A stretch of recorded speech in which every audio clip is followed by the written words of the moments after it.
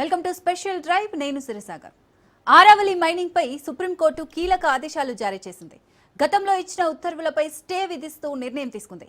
ఇటీవల పర్యావరణ పరంగా పలు రాష్ట్రాలకు రక్షణ కవచంగా ఉన్న ఆరావళి పర్వతాలపై కేంద్ర ప్రభుత్వం ఇచ్చిన నిర్వచనానికి సుప్రీంకోర్టు ఆమోదం తెలిపింది. అయితే కొత్త నిర్వచనం జాతీయ స్థాయిలో దుమారం రేపుతోంది. దీంతో తాజాగా మరోసారి స్పందించింది సర్వోన్నత న్యాయస్థానం. గతంలో తానిచ్చిన ఆదేశాలను నిలిపివేసింది.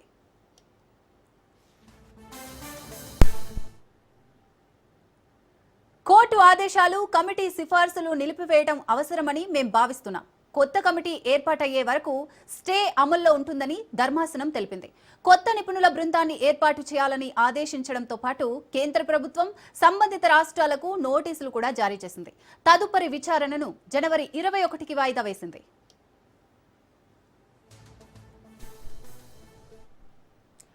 దేశంలోనే అతి పురాతన పర్వత శ్రేణి ఆరావళి. ఇక్కడ అక్రమంగా పొందిన అనుమతులతో అడ్డగోలుగా మైనింగ్ జరుగుతోందని ఎప్పటి నుంచో ఆందోళన ఉంది. ఇలాంటి సమయంలో 100 మీటర్లు అంటే 328 అడుగుల కంటే ఎక్కువ ఎత్తున్నవి మాత్రమే పర్వతాలంటూ కేంద్రం కొత్త నిర్వచనం చెప్పింది.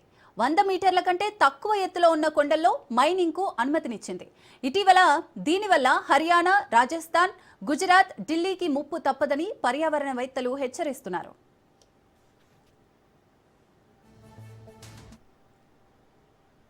ఎటువంటి శాస్త్రీయ అంచనా లేకుండా, ప్రజాభిప్రాయాన్ని సేకరించకుండానే కేంద్రం ఈ నిర్ణయం తీసుకుందని సైంటిస్టులు ఆవేదన వ్యక్తం చేశారు. దీంతో మైనింగ్ కోసం సమగ్ర నిర్వహణ ప్రణాళిక సిద్ధమయ్యే వరకు ఆరావళి ప్రాంతంలో కొత్త మైనింగ్ లీజులను సుప్రీంకోర్టు నిలిపివేసింది.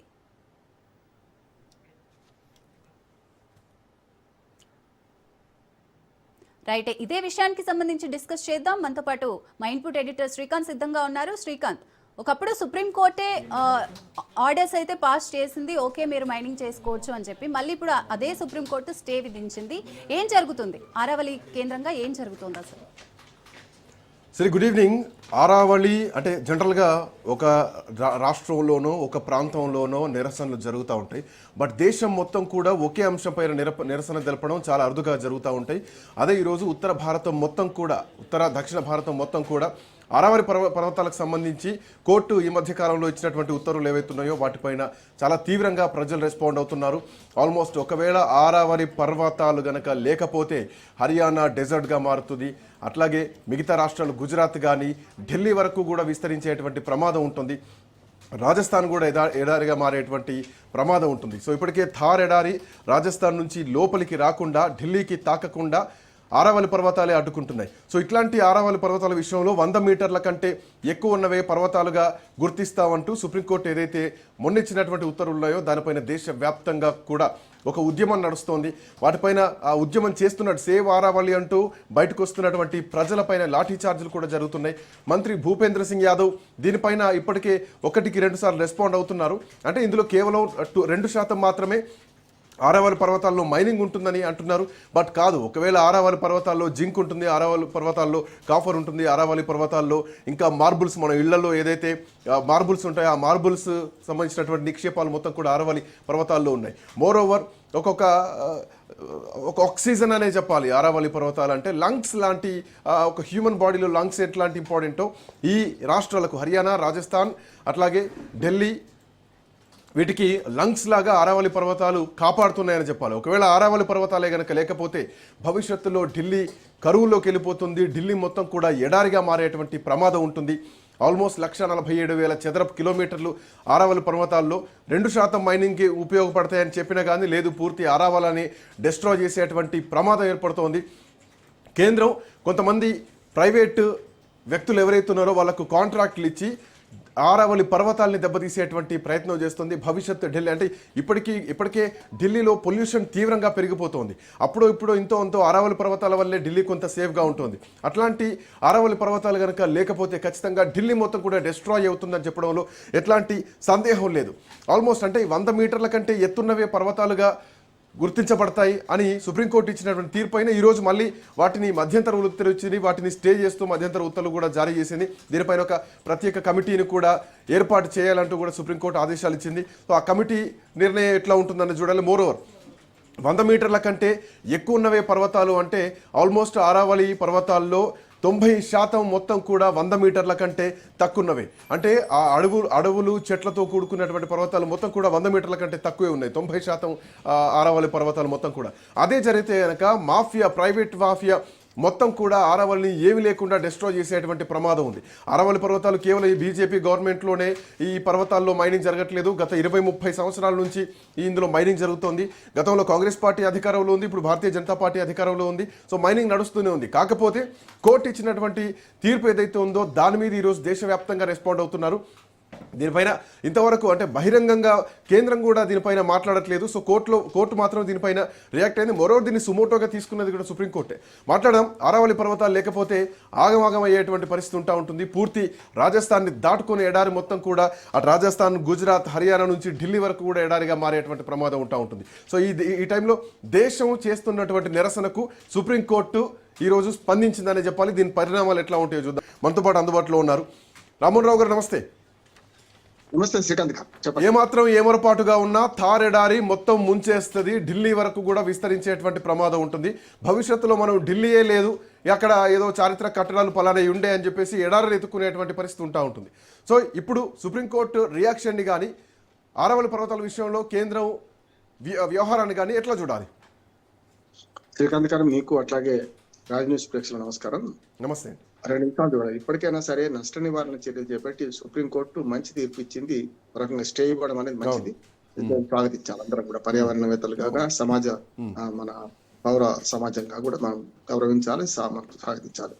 ఇంకా దీనిలో 2-3 విషయాలు ఉన్నాయి. ఒకటి పర్యావరణము, రెండోది అక్రమ మైనింగ్ వల్ల మొత్తం అంతా కూడా ఏది కొండలన్నీ కరిగిపోతాయి. చూస్తున్నాం, కొండలు పిండి చేస్తే క్రమంలో గతంలో మ్యాన్ పవర్ ఉన్నప్పుడు వేరుగా ఉండేది. ఇప్పుడేమో యంత్రాలు వచ్చేసినాయి, రోజుల్లో కొండలు మాయమైపోతున్నాయి చూస్తున్నాం. ఆరావళి పర్వతాల ప్రత్యేకత ఏమిటంటే ముఖ్యంగా వాటిని గ్రేట్ వాల్ ఆఫ్ చైనా ఎట్లా అంటాము, అదేమో కట్టింది నా మానవ నిర్మితం. కానీ గ్రేట్ గ్రీన్ వాల్ అంటాం దీన్ని మనం. అంటే మధ్య భారతానికి అటుపక్క నుంచి ముఖ్యంగా హర్యానా, అట్లానే మనకు రాజస్థాన్, గుజరాత్ వరకు, అంటే పైనుంచి ఢిల్లీ నుంచి మొత్తం ఈ 3 రాష్ట్రాల పరిధిలో గ్రీన్ షీల్డ్ అనే చెప్పాలి ఈ రాష్ట్రాలకు. గ్రీన్ షీల్డ్, గ్రీన్ మన వాల్ అంటాం దీన్ని. యాక్చువల్ గా ఆరావళి ఆకుపచ్చ పర్వతాలు అంటున్నాం, దాన్ని గ్రీన్ వాల్ ఆఫ్ ఇండియా అంటాం. మధ్య భారతదేశానికి ముఖ్యంగా రాజస్థాన్ లో ఉన్న థార్ ఎడారి విస్తరించకుండా అక్కడి గాలులతో ఇది ఇసుక కొట్టుక రాకుండా ఉంటది. ఇప్పటికే మనకు ఢిల్లీ నగరం అయితే వాయు కాలుష్యంతో పెద్ద ఎత్తున పోతుంది, వాళ్ళు చూస్తున్నాం. సుప్రీం కోర్టు కూడా చేతులు ఎత్తేసింది. వచ్చే 2 నెలల వరకు ఇలాగే ఉంటుంది, దీన్ని ఏం చేయలేము మనం అని చెప్పి. అటు రైతులను ఏం చేయలేదు, అంటే మనకు పంట పెడతాం తగలబెట్టడంలో వాళ్ళు ఏమో లేకపోతుంది. ఇటు పక్కనేమో మరి కాలుష్యం తప్పడం లేదు. ఇంకో రెండో కాలుష్యం తప్పింది ఏంటంటే ఆరావళి పర్వతాల వల్ల 3 రకాల లాభాలు ఉన్నాయి. ఒకటి మనకు పడమటి గాలులు అడికట్టి ఈ మధ్య భారతం రాకుండా చేయడం ఒకటి, ముఖ్యంగా ఎడారి విస్తరణ కాకుండా ఉండడం ఒకటి, రెండోది ముఖ్యంగా పర్యావరణ రీత్యా చూస్తే సుప్రీంకోర్టు గతంలో మరి ఒక రకంగా చూడనట్టు ఊరుకుందేమో. గతంలో తీర్పు ఇచ్చినప్పుడు కేంద్ర ప్రభుత్వం అఫిడవిట్ వేసింది శ్రీకాంత్ గారు. అదేంటంటే ఎప్పుడు కూడా సముద్ర మట్టం నుంచి లెక్క పెడతాం, ఏదైనా లెక్క పెడతాం లెవెల్ లెక్క పెడతాం. ఇక్కడ ఏం చేశారంటే దుర్మార్గం, ఆ పర్వతం కింది నుంచి అంటే పర్వతం అడుగు భాగం నుంచి లోయ నుంచి మొదలుపెట్టి పైకి మనకు ఏదైతే 100 మీటర్లు ఉన్నారు, అంటే మీటరు 3 ఫీట్లు ఉంటుంది కనుక దాదాపు 328 ఫీట్ల ఎత్తులో ఉన్న పర్వతాలు లెక్క అన్నారు. అవి మహా అయితే అన్ని కలిస్తే 10ల సంఖ్యలో ఉంటాయి అంత ఎత్తులో పర్వతాలు. మిగతా అవన్నీ కూడా అంతకన్నా ఒక్క ఫీట్ తక్కువ పనికి మనకు వాళ్ళు యథేచ్ఛగా తవ్వుకుంటున్నారు అక్రమానికి. కనుక దాంతో మొత్తం పర్వతాలు పోతాయి కదా. గతంలో ఒక చిన్న ఉదాహరణ చెప్తాను. మన దగ్గర 7 వేల సంఖ్యలో ఉన్న పర్వతాలు మొత్తం కూడా డిస్ట్రాయ్ అయిపోతాయి, ప్రైవేట్ మైనింగ్ పెరిగిపోతుంది. అండ్ మోరోవర్ ఏంటంటే దీంట్లో సౌత్ ఈస్ట్ ఏషియన్ కంట్రీస్ మొత్తం కూడా దీనిపైన ఎఫెక్ట్ అయ్యేటువంటి ప్రమాదం ఖచ్చితంగా ఉంటుంది ఆరావళి పర్వతాలు కనుక ఒకవేళ డిస్ట్రాయ్ అయితే. పర్యావరణ సమతుల్యత కోసం ఇవన్నీ ప్రకృతి పరంగా ఏర్పడ్డాయి. మనకైతే 2-3 రకాల వాదన. ముఖ్యంగా హర్యానా అంటే ఢిల్లీ అట్లాగే కొన్ని నగరాలకు కూడా నీటి వనరులు తీసుకురావడానికి, ముఖ్యంగా పలుగురాళ్ళ కొండలు అవన్నీ కూడా. పలుగురాళ్ళ కొండలు ఏమైతే నీళ్లు ఫ్రెష్ అయ్యి బయటకు వస్తాయి. 4 సరస్సులు ఉన్నాయి లోపల. అట్లాగే మనం మునిగిపోయిన సరస్వతి నది అంతర్వాహిని అంటాం కదా, దానికి సంబంధించిన కాలువలు కూడా ఉన్నాయి. చిన్న వాగులు, వంకలు కూడా ఉన్నాయి. అందులోనే పులులు కూడా ఉన్నాయి. అంటే పర్యావరణం కాదు, జంతుజాలం కూడా అందులో ఉన్నది. అద్భుతమైన వన సంపద ఉంది, అద్భుతమైన మనకు జంతు సంపద ఉంది. వీటన్నింటి కోల్పోతుంది. కనుక ఇప్పుడు ఏదైతే 100 మీటర్ల కన్నా తక్కువ దానికి లేదు అంటే ఆటోమేటిక్ గా మొత్తం ఆరావళి పర్వతాలను మనం పణంగా పెట్టడం అవుతుంది కనుక సుప్రీంకోర్టు గతంలో మన కేంద్ర ప్రభుత్వం ఇచ్చిన దానికి అంగీకారం తెలిపితే ఎవరు తెలిపారు? అంతకుముందు మనకు గవాయ్ గారు మన ప్రధాన న్యాయమూర్తిగా ఉన్నప్పుడు తెలిపారు. పాపం నమ్మారు, కేంద్ర ప్రభుత్వం ఇచ్చింది కరెక్టే కదా అని నమ్మారు. తీరా చూస్తే పర్యావరణవేత్తలు మొత్తం దేశం అంతా ఆందోళన చెందిన అంటే దేశం అంతా ఆందోళన చెంది దాంతో ఇప్పుడు తన తీర్పును తానే పునఃసమీక్షించుకోవడానికి సుమోటో తీసుకుంది. అయితే చాలా గ్రేట్ అంటున్నారు. పర్యావరణవేత్తలు సుప్రీంకోర్టు కలిపి అంటే అత్యున్నత న్యాయస్థానమే తీర్పిచ్చినాక మనం ఏం చేస్తామని ఒక సామెత ఉంది శ్రీకాంత్ గారు తెలుగులో. కన్న తల్లి దయ్యమైన తర్వాత తొట్ల కట్టి దిక్కేవడని. ఇప్పుడు కన్న తల్లి లాంటిది మన సుప్రీంకోర్టు అత్యున్నతమైంది. కింది కోర్టు ఏదైనా తప్పు చేస్తే ఇవ్వచ్చు. ఇవాళ చూసాం కదా, కింది కోర్టు ఒక బెయిల్ ఇస్తే, ఒక నేరస్తుడికి రాజకీయ నేరస్తుడు బెయిల్ ఇస్తే ఆటోమేటిక్ గా మీద రద్దు చేసింది, బెయిల్ రద్దు చేసుకుంటూ చేసింది. అట్లా పైకోర్టే తీర్పిచ్చినాక ఏం చేస్తారు అనే దాన్ని కొంత అసంతృప్తి పొందినం. కానీ పర్యావరణవేత్తల మన ఆందోళన పత్రికాముఖంగా తెలుసుకోండి. ముఖ్యంగా అంటే అంటే ఎందుకు సార్ ఇట్లాంటి పర్యావరణానికి సంబంధించినటువంటి విషయాల్లో కేంద్రం తీసుకునేటువంటి నిర్ణయాల్లో కోర్టులు ఎందుకు, సుప్రీంకోర్టే ఎందుకు ఇట్లాంటి వ్యవహార శైలి తీసుకొచ్చిందని చెప్పాలి? ముందు ఒక తీర్పు ఇచ్చి ఆ తర్వాత జనం నుంచి రియాక్షన్ వచ్చిన తర్వాత మళ్ళీ వాళ్ళే దానిపైన పునఃసమీక్షించుకోవడం నాకు తెలిసి ఇట్లాంటి చరిత్రలో అరుగు జరుగుతుంది. హెచ్యు లాంటి సెంట్రల్ యూనివర్సిటీలోనే ఫారెస్ట్ని డిస్ట్రాయ్ చేస్తున్నారన్న మాట మీదకి వెళ్ళి సుప్రీంకోర్టే దాన్ని సుమోటోగా తీసుకుంది. అట్లాంటిది ఆరావళి పర్వతాల విషయంలో ఎందుకు ఇట్లాంటి నిర్ణయానికి వచ్చిందనుకోవాలా? ఎట్లా చూడొచ్చు ఈ పాయింట్ని? మానవ సహజం పొరపాటు అనేది కేంద్ర ప్రభుత్వం ఇచ్చిన అఫిడవిట్. యాక్చువల్గా దీని మూలాలు ఎక్కడ అంటే పర్యావరణవేత్తలే పోయింది. అనవసరంగా మైనింగ్ కు అనుమతి ఇచ్చారు, చాలా పర్వతాలు పోతున్నాయి, ఇప్పటికే నాశనం అయిపోయినాయి, మరి పర్యావరణ నష్టం పోతే దానిలో కేంద్ర ప్రభుత్వం ఒక అఫిడవిట్ వేసిందంటే దీనిలో మేము కాపాడుతున్నాం, దీనికి ఒక రూల్ తీసుకొచ్చాం, 100 మీటర్ల కంటే ఎక్కువ పర్వతాలు మాత్రం పర్వతాలు అంటున్నాం, మిగతా కావంటే దాన్ని అంగీకరించింది. అక్కడ పెద్ద పొరపాటు అంటున్నాడు. రెండోది కూడా చెప్తాను, భూమి ఎప్పుడు కూడా స్టేట్ గవర్నమెంట్, కేంద్ర ప్రభుత్వానికి కేవలం రిజర్వ్ ఫారెస్ట్ తప్ప కేంద్ర ప్రభుత్వానికి మిగతా దేనిలో హక్కు లేదు. కనుక మొత్తం ఈ భూమి ఏపటికి 4 రాష్ట్రాల పరిధిలో ఉంది. అయితే దీన్ని ఏమైంది, 4 రాష్ట్రాలు వేరువేరుగా స్పందించడం వల్ల ఏమైందంటే 4 రాష్ట్రాలు వాళ్ళు ఇష్టం ఉన్నట్టు అనుమతులు ఇచ్చేశారు. ఉదాహరణకు హర్యానా కానీ, ఢిల్లీ గవర్నమెంట్ కానీ, ఇటు పోతే మనకు రాజస్థాన్ కానీ, గుజరాత్ కానీ, ఈ 4 రాష్ట్రాల గవర్నమెంట్ వాళ్ళు ఇష్టం ఉన్నట్టు అనుమతులు ఇచ్చేశారు. ఇప్పుడు అట్లా కాదు, ఒక సెంట్రల్ విధానం కావాలన్నది. ఇప్పుడు అంతకుముందు వచ్చిన తీర్పు సెంట్రల్ విధానం అంటే వీళ్ళు ఏమన్నారు, 100 మీటర్ల కంటే ఎక్కువ, 100 మీటర్లు కూడా ఎక్కడి నుంచి బేస్ లెవెల్ భూమి నుంచి తీసుకున్నారు. అట్లా తీసుకోవద్దు ఎప్పుడు కూడా, అది సముద్ర మఠాన్ని తీసుకోవాలి ఎప్పుడు. అది తీసుకున్నది ఒక చిన్న టెక్నికల్ పొరపాటు. రెండోది ఏంటంటే రాష్ట్రాల పరిధిలో ఉంది కనుక మేము ఏం చేయలేమని కేంద్ర ప్రభుత్వం చేతులు ఎత్తేస్తూ దీనికి ఒక రూల్ ఫ్రేమ్ చేసినాం, ఇప్పుడు కమిటీ వేసినాం. 100 మీటర్ల కంటే ఎక్కువ పర్వతాలు ఆరావళి పర్వతాల కిందకి వస్తే మిగతావన్నీ చిన్న చిన్న కొండలు గుట్టలు అన్నారు. దానివల్ల చిన్న సమస్యతో ఏమైందంటే టెక్నికల్ గా పొరపాటు అయింది. 4 రాష్ట్రాల పరిధిలో ఉన్నది జాతీయ ఆస్తిగా పరిగణించి, ఇప్పుడు నిన్న వాళ్ళ స్టే ఇచ్చింది ఏంటంటే జాతీయ ఆస్తిగా పరిగణించి మరో కమిటీ వేయమన్నది, మన నిపుణుల కమిటీ. రెండోది ఏమన్నది వేయడమే కాకుండా ఆ రిపోర్టు ఏదైతే గతంలో అఫిడవిట్ వేశారు కదా దాన్ని కూలంకషంగా పరిశీలించి అది కరెక్టా కాదా కూడా తేల్చాలన్నది. అట్లాగే ఈ 4 రాష్ట్రాలు వేరు వేరు అధికారులు అనుమతించే అధికారులు ఉండొద్దు, కలిపే ఉండాలన్నది. అంటే కేంద్ర ప్రభుత్వం దీన్ని జోక్యం చేసుకోవాలని చెప్పినట్టు కదా. అంతేందుకు ఒక సెంటిమెంట్ విషయం చెప్తాను. మనకు తిరుమల కొండలు 7 కాదు 3 అన్నప్పుడు పెద్ద ఎత్తున భక్తులు అందరూ చేశారు, చూసాం కదా మనం, 7 నిరూపణ. ఇదేమో పర్యావరణం, ఇది కూడా పర్యావరణం మనకు తిరుమల కొండలు కూడా, కానీ అందులో పవిత్రత అవన్నీ ఉన్నాయి. ఇక్కడ అట్లా కాదు, ఇదంతా పర్యావరణం సంబంధించింది. అది ఎక్కడ కూడా సెంటిమెంట్ లేదు, ఎక్కడ ఏం లేదు. పర్యావరణవేత్తలు నిజంగా చెప్పాలంటే దేశవ్యాప్తంగా అనేక పత్రికల వ్యాసాలు రాయడం, నాలాంటి వాళ్ళు కూడా, నేను కూడా ఏం చేసిన అంటే ఈ తప్పు సుప్రీంకోర్టు తీర్పు తప్పు అన్నాను. కానీ సుప్రీంకోర్టు ఆ పని చేసింది కదా, ఏం చేస్తామని చెప్పి కేంద్ర ప్రభుత్వం ఇచ్చిన అఫిడవిట్ ని ఆమోదించడం తప్పన్నా. తీర్పు ఏమైంది, కేంద్ర ప్రభుత్వం ఇచ్చిన దాన్ని ఆమోదించింది. కానీ దానివల్ల నష్టాన్ని పర్యావరణవేత్తలు కానీ సామాజిక పరిశీలన చాలా మంది దృష్టికి తీసుకొని రావడం వల్ల అన్నిటికంటే సుప్రీంకోర్టును అభినందించేందంటే సుమోటో తీసుకోవడం, ఇంకెవరు కేసు వేయలే, సుమోటో తీసుకోవడం, తన తీర్పును తనే పునఃసమీక్షించుకోవడం. నిజంగా చెప్పాలంటే అక్కడ ప్రధాన న్యాయమూర్తి ఇచ్చింది తీర్పు. ఇక్కడ సూర్యవంశి గారు, మన సూర్యకాంత్ గారు ప్రధాన న్యాయమూర్తిగా ఉన్నారు. గతంలో గవాయి గారు ఇచ్చిన 3 కమిటీలో ఉన్నాడు కదా, 3 బెంచ్ లో ఉన్నారు కదా, అప్పుడు అది జరిగింది కదా, మేము కూడా ఎందుకు ఇవ్వద్దు అనుకోలేదు, వీళ్ళు కూడా అదే ఇచ్చారు. దానివల్ల ఏమైందంటే ఇవాళ కొంత పర్యావరణ ప్రేమికులకు ఊరట కలిగినట్టు లేక. కానీ ఇంకొక ప్రమాదం ఉంది సార్, ఇప్పుడు ఏమైందంటే ఇది కనుక రిపోర్ట్ మన పాత రిపోర్ట్ ఆమోదించింది అనుకోండి, కోర్టు జోక్యం చేసుకోవాలంటున్నాడు. అంటే మనకు 4 రాష్ట్రాల పరిధిలో ఉన్న వీటిని కేవలం రాష్ట్రాల ఆస్తి కాదు చూడద్దు, జాతీయ ఆస్తిగా చూడాలి. ఇప్పుడు జలవనరులు ఎట్లాగూ జాతీయ ఆస్తి అనుకుంటున్నామో, అది గంగా నుంచి కావేరి పరిణామాలు ఎట్లా ఉండొచ్చు? ఎందుకంటే ఇప్పటికే ఆరావళిలో మైనింగ్ జరుగుతోంది, స్పష్టంగా ఇప్పుడు కాదు 20-30 ఏళ్ల నుంచి కూడా మైనింగ్ నడుస్తుంది, ఇవాళ కొత్తగా నడవట్ల. ఆ మైనింగ్ ఇంకా పెరిగితే, ఒకవేళ సుప్రీంకోర్టే 100 మీటర్ల లైన్ పెట్టి ఎడ్జ్ మీద తీర్పులు ఇస్తే కనుక ఖచ్చితంగా ఒక మాఫియా మొత్తం వచ్చి అడవుల్ని గుట్టల్ని కొట్టేసేటువంటి పరిస్థితి ఉంటాయి. మోరోవర్ ఫారెస్ట్ ల్యాండ్లు అన్నీ కూడా నాన్ ఫారెస్ట్ ల్యాండ్ లాగా దేశం మొత్తం కూడా ఇట్లాంటి కేసెస్ పెరుగుతూ ఉంటాయి, అన్ని నాన్ ఫారెస్ట్ ల్యాండ్సే అంటారు. బట్ ఇప్పుడు దీంట్లో రెండు వాదనలు వినిపిస్తున్నాయి. ఒకటి సుప్రీంకోర్టు వ్యవహారాన్ని గతంలో వచ్చినటువంటి తీర్పును తప్పుపడుతున్నారు పర్యావరణవేత్తలు, ఇందాక మీరు చెప్పినట్టు. తో పాటు దీంట్లో పొలిటికల్ ఈక్వేషన్స్ కూడా ఉన్నాయి. సో కొంతమందికి కట్టబెట్టడానికే కేంద్రం దీనిపైన పెద్దగా పట్టించుకోవట్లేదు, దీన్ని రెస్పాండ్ కావట్లేదు, ఇంత పెద్ద ఎత్తున నిరసనలు జరుగుతున్నా అని. ఈవెన్ దీనికి సంబంధించి భూపేంద్ర యాదవ్ కూడా పెద్దగా ఏం రెస్పాండ్ అయినటువంటి ఏం కనిపిస్తలేవు, నామమాత్రానికి రెస్పాండ్ అవుతున్నారు తప్ప దీనిపైన కీలక నిర్ణయం తీసుకుంటామని కేంద్రం నుంచి కూడా రావట్లేదు. సో ప్రభుత్వం నుంచి ఎట్లాంటి రియాక్షన్ ఎక్స్పెక్ట్ చేయొచ్చు భవిష్యత్తులో? నాకు తెలిసిన సుప్రీంకోర్టు ఇప్పటికి అడ్డగడ్డ వేసినట్టు లెక్క. ఎందుకంటే పాత దాని మీద స్టే ఇచ్చింది, పాత తీర్పు మీద, అదొకటి మంచిది.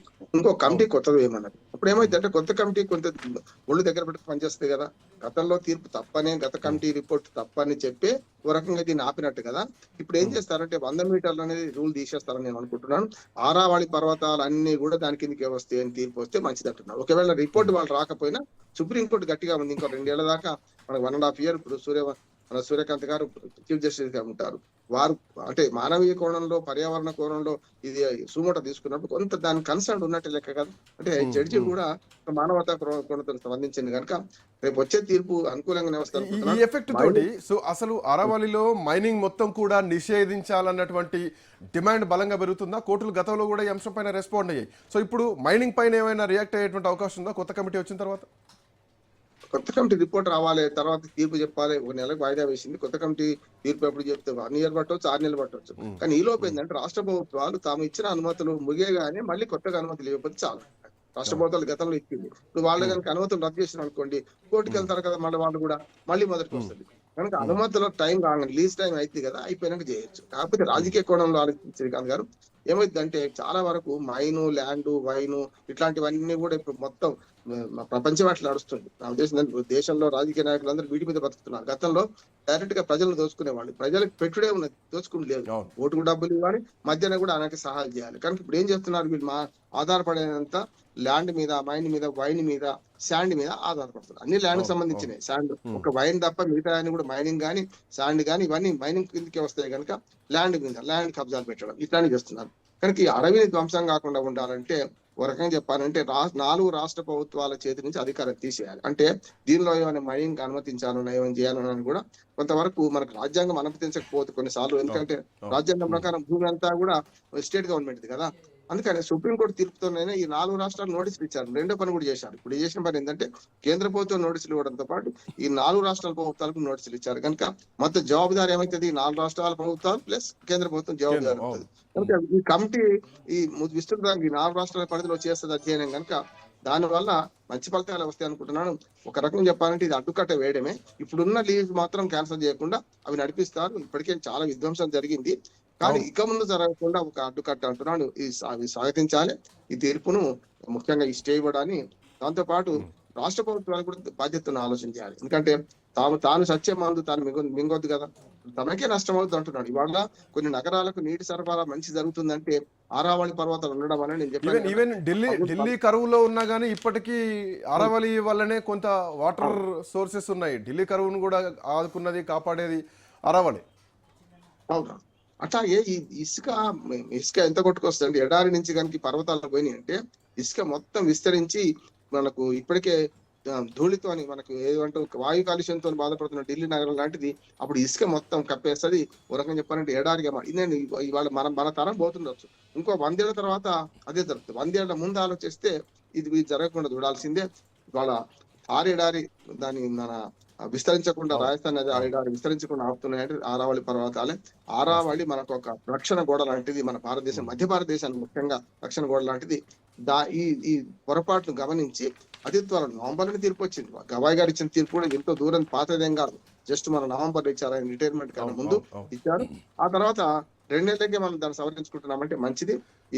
బట్ ఈ చిన్న లాజిక్ ఎందుకు మిస్ అయింది? కేంద్రం అఫిడవిట్ ఇచ్చే టైంలో ఆరావళి 90% 100 మీటర్ల లోపే ఎత్తున్నటువంటి పర్వతాలు, థార్ ఎడారి దేశంలోకి ఎంటర్ కాకుండా ఢిల్లీ వరకు రాకుండా అడ్డుకుంటున్నది కూడా ఆరావళి. అట్లాంటి ఆరావళి విషయంలో 100 మీటర్ల లోపు తక్కువ ఉంటే పర్వతం కిందికి రాదు అని అంటే ఇక వీటిల్లో మైనింగ్ చేసుకోవడానికి ఫ్రీ హ్యాండ్ ఇచ్చినట్టే కదా. రేపు పొద్దున ప్రైవేట్ మాఫియాలు ఎంటర్ అయిపోతాయి, మైనింగ్ మాఫియాలు ఎంటర్ అయిపోతాయి. అందులో ప్రభుత్వం ఇండైరెక్ట్ గా ప్రభుత్వ బాధ్యత కూడా, ప్రభుత్వ పాత్ర కూడా ఉంది. సో అక్రమంగా ప్రభుత్వమే మైనింగ్ చేస్తుంది అన్నటువంటి వాదనలు కూడా ఇప్పటికే దేశం మొత్తం కూడా బలంగా వినిపిస్తున్నాయి. ఈ లాజిక్ ఎందుకు మిస్ అయ్యింది? ఖచ్చితంగా రెండు టెక్నికల్ పొరపాట్లు ఉన్నాయి. ఒకటేమో ఏదైనా మీరు చూడండి, డ్యాములు కానీ ఎత్తట్లు నిర్ణయిస్తారు, సముద్ర మట్టాన్ని బట్టి భూమి మీద ఎత్తులు నిర్ణయిస్తారు. అదొకటి లాజిక్ మిస్ అయ్యిండ్రు. రెండోది ఏంటంటే మీరు అన్న అవినీతి ఉండొచ్చు, లేకపోతే రాష్ట్రాల పక్షపాతం ఉండొచ్చు, రాజకీయ నాయకుల పక్షపాతం ఉండొచ్చు. ఇవన్నీ కలగలిపి ఆ రిపోర్ట్ ఇవ్వడానికి దోహదపడ్డాయి. కానీ రిపోర్ట్ ను విస్తృతంగా పరిశీలించకుండా దీనికి పరిష్కారం దొరికింది కదా, కేంద్ర ప్రభుత్వం రిపోర్ట్ ఇచ్చింది కదా, రాష్ట్రం కాదు, ఏ రాష్ట్రానికి ఆ రాష్ట్రం కాదు కదా అని సుప్రీంకోర్టుకు సంతృప్తి చెందింది. వాళ్ళ కూడా పెద్ద పొరపాటు ఉండదని నేను అనుకుంటున్నాను. కానీ పర్యావరణవేత్తల తర్వాత చేసిన ఆందోళన గమనించడం గొప్పది అంటున్నాను. చాలా మంది ఏం చేస్తారంటే నిమ్మకు నీరెత్తున్నాడు, తీర్పు ఇచ్చేసినాం, సుప్రీంకోర్టు కదా 3 మెన్ బెంచ్ అయిపోయింది, నష్టమైందని అనుకుంటారు. కానీ మానవీయ గుణంతో ఆలోచించి, ముఖ్యంగా పర్యావరణ దృక్పథంతో ఆలోచించి ఈ ఆందోళన గమనించి మళ్ళీ సుమోటో తీసుకోవడమే గొప్ప అంటున్నాడు. దానిలో స్టే ఇవ్వడం మరింత మంచిది అంటున్నాడు. ఏదో నడిపిస్తాం, అది నడిచే బీజేపీ ప్రభుత్వానికి ఎంతవరకు ఎఫెక్ట్ అవుతుంది అనుకోవాలా? ఎందుకంటే దేశం మొత్తం కూడా ఈ అంశం స్ప్రెడ్ అయిపోయింది. అరవల్ లేకపోతే మొత్తం ఎడారిగా మారేటువంటి ప్రమాదం ఉంది. కేంద్రం దీనిపైన పెద్దగా సీరియస్ గా రెస్పాండ్ అయినా కనిపించలేదు. బట్ పొలిటికల్ డామేజ్ మాత్రం జరుగుతుంది అనుకోవాలా? శ్రీకాంత్, 4 రాష్ట్రాల్లో బీజేపీ గవర్నమెంట్ ఉంది. ఢిల్లీ, హర్యానా బీజేపీ ఉన్నది, రాజస్థాన్ లో బీజేపీ ఉన్నది, ఇటుపక్క మనకు గుజరాత్ లో కూడా బీజేపీ ఉన్నది. ఇంకా సమస్య ఇక్కడ కదా, ఏం సమస్య లేదు.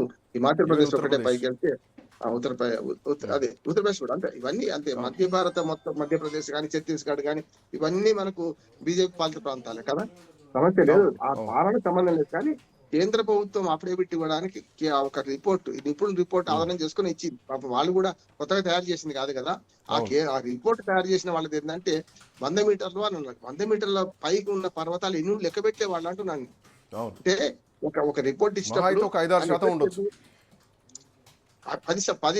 కూడా లేవు 100 మీటర్లకు ఎత్తున్నాయి పర్వతాలు.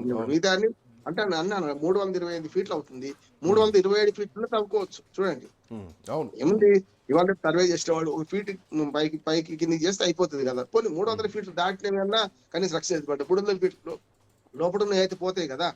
అంటే చిన్న పర్వతాలన్నీ పోతాయి. దానికి అనుకుంటే 500 లైసెన్స్ ఇచ్చినట్టే. 100 ఫీట్ల లోపు అన్నారంటే ఇక లైసెన్స్ ఇచ్చినట్టే. ఇక కొండలు మొత్తం దువ్వేయడానికి భూబకాసురులు మొత్తం దిగిపోతారు ఎక్కడికి. ఇప్పుడు యాంత్రీకరణ పెట్టినాక శ్రీకాంత్ గారు, యాంత్రీకరణ పెట్టినాక ఇవాళ ఉన్న కొండ రేపటికల్లా మా పిండి అయిపోతుంది కదా.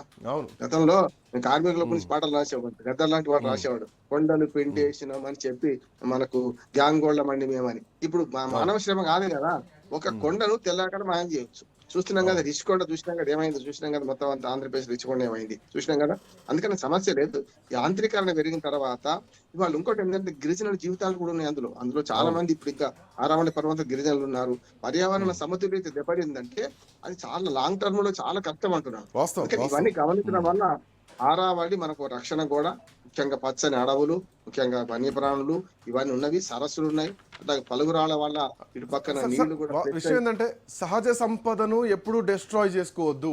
Almost 1.5 billions years of Aravalli పర్వతాలను ఈరోజు ఒక్క సింగిల్ స్టేట్మెంట్ తోటి కొట్టేసేటువంటి ప్రమాదం వస్తుంది. సో సహజ సిద్ధంగా వచ్చినటువంటి వనరులను కానీ, అసెట్స్ని కానీ ఎందుకు డిస్ట్రాయ్ చేసుకోవాలి? ఎందుకు కేంద్రం ఈ విషయంలో కొంత సీరియస్ యాక్షన్ ఎందుకు ఉండట్లేదు? ఎందుకు కోర్టుల వరకు ఇన్వాల్వ్ కావాల్సినటువంటి పరిస్థితి వస్తుంది?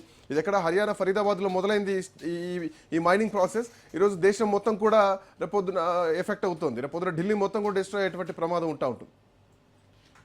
అంటే మట్టి మాఫియా ఇవన్నీ కూడా వాళ్ళ స్వార్థం ముందు, ఎక్స్‌ప్లాయిటేషన్ ముందు ఏం పనికిరావు. మానవీయ విలువలు కానీ, పర్యావరణం కానీ ఏం పనికిరావు. దానికి రాజకీయ అండ కూడా ఉంటది. ఏ ప్రభుత్వం ఉన్నా సమస్య లేదు, రాజకీయ అండ కూడా ఉంటుంది. చూస్తున్నాం కదా, ఇప్పుడు సాని మాఫియా చూడండి ఎటువంటి పని చేస్తుందో. గతంలో వర్షం పడితే ఏది వాగులు వంకలు పొంగేవి కనుక ఒక తాడి చెట్టు అంత లోతు మనకు నదుల్లో నీళ్లు మన ఇసుక ఉండేది. చూసినాం కదా, మొత్తం తీసేసిన తర్వాత కాలువలాగా మారిపోయి సర్కార్ తుమ్మ చెట్లు మొలుస్తున్నాయి. మన నదుల్లో చూస్తే పెద్ద పెద్ద నదులు ఎండిపోతున్నాయి. గోదావరి, కృష్ణా నది ఇలాంటివి కూడా జీవనదులు ఏం కావు, అవి కూడా ఎండిపోతున్నాయి కదా. లేకపోతే అయితే వరదలు, లేకపోతే కరువు, రెండే వస్తున్నాయి. చూసినారు కదా మీరు. నదుల్లో ఇసుక తీయడం కూడా పర్యావరణం అంటున్నారు. అయితే దీనికి ప్రత్యామ్నాయ ఏర్పాటు చేసుకోవాలి. చాలా వరకు ఏంటంటే ఇసుక ప్రత్యామ్నాయం చేసిండ్రు, ఇంకా కావాల్సిన వస్తుంది. ఇసుక మాత్రమే వాడకుండా ప్రత్యామ్నాయ ఏర్పాటు చేస్తే మళ్ళీ రాతి ఇసుక ఉన్నది. ఆ రాతి ఇసుక కూడా మళ్ళీ రాళ్ళ నుంచి తీయాలి, సమస్య అది కదా. కనుక కొత్తగా నిర్మాణ రంగంలో కొంత ఆధునిక పోగడలు రావాలి. చెట్లు నరికేయకుండా మనం చూస్తున్నాం కదా, ఇవాళ స్టీల్ కిటికీలు, మన ద్వారప గుమ్మాలు అవన్నీ వస్తున్నాయి కదా. అందుకనే ఇప్పుడు మనసుంటే మార్గం ఉంటది. పర్యావరణ రక్షణ కోసం ఈ తీర్పుని స్వాగతించాలి. ఈ తీర్పును కంటిన్యూ చేసినట్టు చూసే ప్రయత్నం చేస్తే మంచిది అంటున్నాను. Thank you Ramarao, thanks for joining.